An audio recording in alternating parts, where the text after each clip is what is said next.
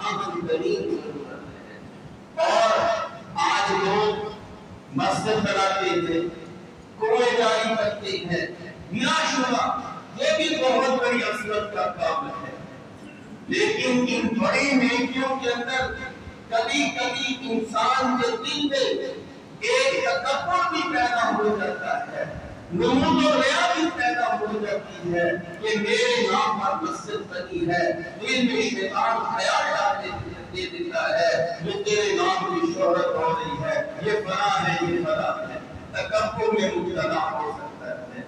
لیکن اسی طرح جیسے مسجد صدقہ جاریہ احادیث میں آتا ہے، چند اعمال انسان کے ایسے ہیں جو مرنے کے بعد کی جاری و ساری رہتے ہیں، اس کا اس کو اجر ملتا رہتا ہے۔ ان میں سے ایک مسجد بھی ہے، کنواں بھی ہے، نہر بھی ہے، اور نیک اولاد بھی ہے، اور ان میں سے ایک اور چیز بھی ہے جس سے آج ہم قابل ہیں، جس پر آج ہماری گفتگو ہے، وہ ہے درخت لگانا۔ یہ درخت ایک عظیم صدقہ جاریہ ہے۔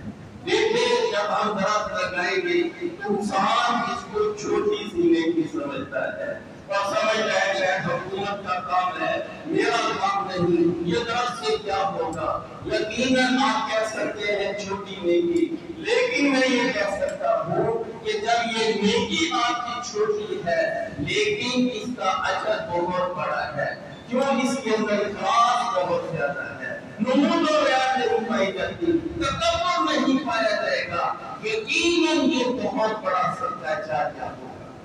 چنانچہ رسول اللہ صلی اللہ علیہ وسلم نے ارشاد فرمایا، من غرس غرسا فأكل منه إنسان أو طابته إلا كان له صدقہ۔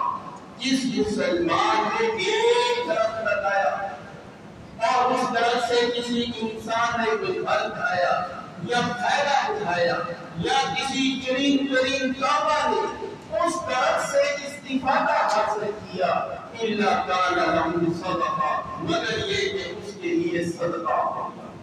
اندازہ کریں یہ کتنی بڑی نعمت ہے، کتنا بڑا یہ صدقہ جاریہ ہے۔ آدمی اپنے نام کا ایک درخت لگا لے، ضروری نہیں اپنے نام کا بھی لگاؤ، آج یہ موسم ہے اپنے عزیز و اقارب مرحومین کے نام کے درخت لگا دو، اپنے والدین کے نام کا ایک درخت لگا دو، وہ درخت بڑا ہوگا، چرند اس سے فائدہ اٹھائیں گے۔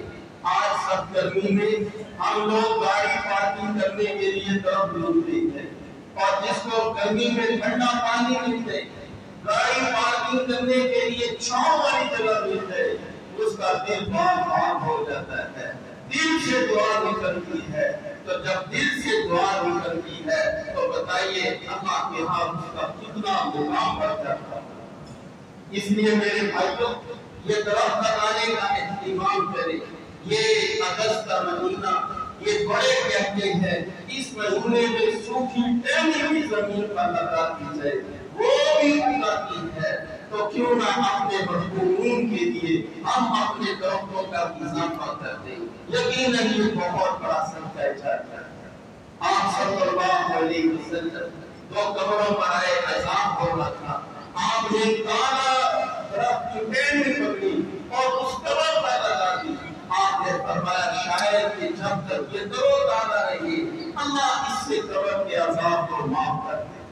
یہ اگرچہ رسول اللہ صلی اللہ علیہ وسلم کا معجزہ ہو سکتا ہے، لیکن اس کے اندر ایک ہمارے لیے بھی ہے، وہ درخت یقیناً بڑا ہوگا اور پھل پھول دے گا، اور یقیناً اس قبر والے کے لیے بھی یہ صدقہ جاریہ بن جائے گا۔ نامعلوم کتنے بندے، کتنے انسان اس درخت سے مستفید ہوں گے، ماحول کی درستگی کے اندر وہ واقع ہو رہا ہوگا۔ یہ ساری انسانیت کے لیے، سارے حیات والوں کے لیے ایک عظیم صدقہ جاریہ بن جائے گا۔ تو میرے بھائیوں اس کے لیے ہم سب کو کوشش کرنی چاہیے کہ اپنے گھروں کے اندر بھی درخت لگائیں، بالخصوص نیم کا درخت اور بیری کا درخت، یہ عظیم درخت ہے۔ بیری کے درخت کے بارے میں رسول اللہ صلی اللہ علیہ وسلم نے فرمایا، جس شخص نے بیری اللہ اس کو اولا کر کے جہنم میں پھینک دے گا۔ یہی درخت کی فضیلت ہے۔ اور سائنس یہ کہتی ہے یہ جو نیم کا درخت ہوتا ہے یہ 50% گرمی کو کنٹرول کر دیتا ہے اور 10% سردی کو کنٹرول کرتا ہے۔ آپ گھر کے دروازے پر نیم کا درخت لگا دیں، یہ درخت مکھی مچھر کو گھر میں داخل ہونے سے روکتا ہے، اس کی سمیل سے مکھی مچھر بھاگ جاتے ہیں۔ شوگر والے بندے کے لیے نیم کا درخت کے نیچے بیٹھنا انتہائی مفید ہو جاتا ہے اور اس کا پانی گھول کر پینا یہ خون صاف کرنے کے لیے اور شوگر کے لیے انتہائی مفید کہا گیا ہے۔ اور اس کے درخت کے نیچے بیٹھ جانے سے شوگر والے لوگوں کی شوگر ختم ہو سکتی ہے، کیوں اس کے اندر اس کی ایسی نمیات نکلتی ہے جو انسان کی شوگر کو کم کرتی ہے۔ زیادہ نیم کا درخت ہو، بیری کا درخت ہو، کوئی بھی پھلدار درخت ہو، یہ ہم سب کو لگانے چاہیے۔ اور ایک اور حدیث کے اندر رسول اللہ صلی اللہ علیہ وسلم نے ارشاد فرمایا کہ جو آدمی درخت لگاتا ہے اور اس درخت جب تک وہ درخت قائم رہے گا اس کے لیے صدقہ جاریہ رہے گا۔ مختلف عنوانات سے رسول اللہ صلی اللہ علیہ وسلم نے درخت کو عظیم الشان صدقہ جاریہ فرمایا ہے۔ لہذا درخت کو لگانے کا اہتمام کرنا چاہیے، یہ وقت کی اہم ترین ضرورت ہے اور ہمیں اس سے روگردانی نہیں کرنی چاہیے۔ اللہ سے دعا ہے کہ اللہ رب العالمین ہم سب کو اس نیک کام کے اندر بڑھ چڑھ کر حصہ لینے کی توفیق نصیب فرمائے۔ اور ان صدقات کے ساتھ یہ بھی یاد رکھیں رسول اللہ صلی اللہ علیہ وسلم نے ارشاد فرمایا کل قیامت کے دن ہر آدمی اپنے صدقے کے سائے کے نیچے ہوگا۔ تو جن لوگوں نے درخت لگایا ہوگا یقیناً وہ اس کے سائے کے اندر ہوں گے۔ جو آدمی قیامت کے دن اپنے صدقے کے سائے میں ہوگا تو اللہ تعالیٰ قیامت کی ہولناکیوں سے اس کی حفاظت فرمائیں گے۔ میرے بھائیوں یہ صدقہ ہم سب کی اشرفی ضرورت ہے۔ اور ایک حدیث کے اندر آتا ہے اللہ تعالیٰ نے کائنات کو پیدا کیا، پیدا کرنے کے بعد فرشتوں سے کہا جاؤ میری کائنات کو دیکھ کر کائنات کو دیکھی تو حیران رہ گئے، اس کے اندر پہاڑ بھی ہے۔ فرشتے پہاڑ کی طاقت کو دیکھ کر حیران رہ گئے، یہ پہاڑ اتنی بڑی مضبوط و طاقت والی چیز ہے۔ اللہ نے فرمایا اس کو کیا دیکھ کر حیران رہتے ہو، میں نے ایک اور چیز بھی اس کے لیے اس سے بھی بڑی طاقت کی پیدا کی ہے۔ فرشتے بڑے حیران ہوئے، فرمایا اللہ وہ کون سی چیز ہے؟ اللہ نے فرمایا وہ لوہا ہے۔ لوہے یہ پتھروں کو کاٹ دیتا ہے، یہ لوہا پتھر سے بھی زیادہ طاقتور ہے۔ جب لوہے کی سختی کو دیکھا فرشتے پھر حیران ہو گئے، لوہا اتنی طاقت کی چیز ہے۔ اللہ نے فرمایا لوہے کی سختی کو کیا دیکھتے ہو، ایک اس سے بھی زیادہ چیز ہے طاقت والی۔ فرشتے حیران ہو گئے، فرمایا یا اللہ وہ کون سی ہے؟ فرمایا وہ آگ ہے۔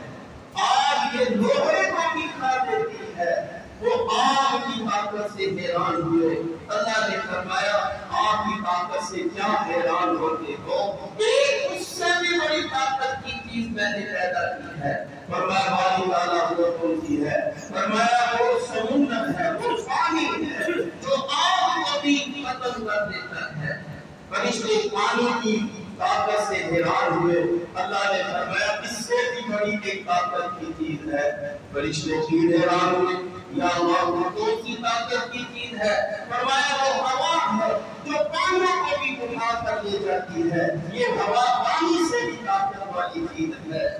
فرشتے حیران ہوئے، فرمایا اللہ تعالیٰ نے ان سب سے بڑی طاقت کی ایک اور چیز بھی میں نے پیدا کی ہے۔ فرمایا باری تعالیٰ وہ کون سی ہے؟ فرمایا وہ ایک مومن کا صدقہ ہے، صدقہ ان ساری چیزوں سے طاقتور ہے۔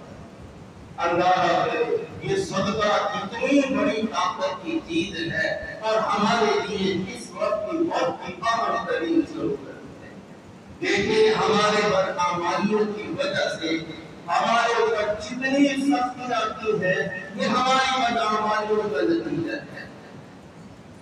اللہ تعالیٰ نے ارشاد فرمایا وَمَا أَصَابَكُم مِّن مُّصِيبَةٍ فَبِمَا كَسَبَتْ أَيْدِيكُمْ وَيَعْفُو عَن كَثِيرٍ، جو بھی پریشانی تم لوگوں کو پہنچتی ہے وہ تمہاری بدعمالیوں کا نتیجہ ہوتی ہے، اور ہم بہت سے تمہارے بدعمالیوں کو معاف کر دیتے ہیں، چند ایک چیزوں کا ان کو وبال پہنچا دیتے ہیں۔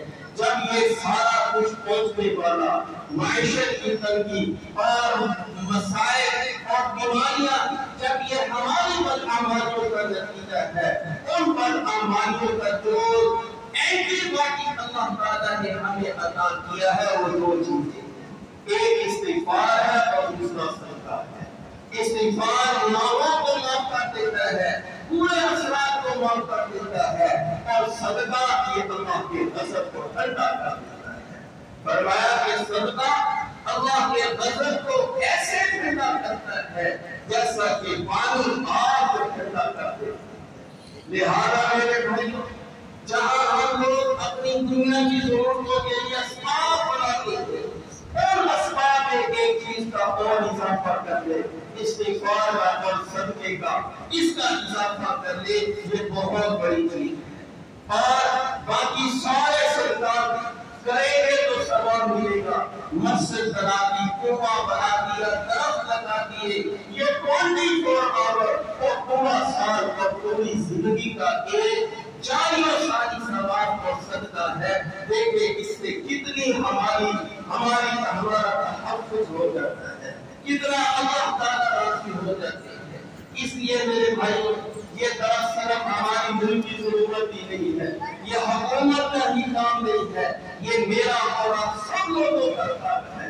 اگر ہم سب لوگ اپنے 5 درخت لگا دیں، انشاءاللہ ہمارا یہ معاشرہ یہ ہمارے لیے صحت مند معاشرہ بن جائے گا، بہت سے مسائل ہمارے حل ہو جائیں گے، اور عظیم صدقے کا باب جاری جو ہوگا وہ بھی انشاءاللہ جاری ہوگا۔ اللہ سے دعا ہے کہ ہمارے عمل کی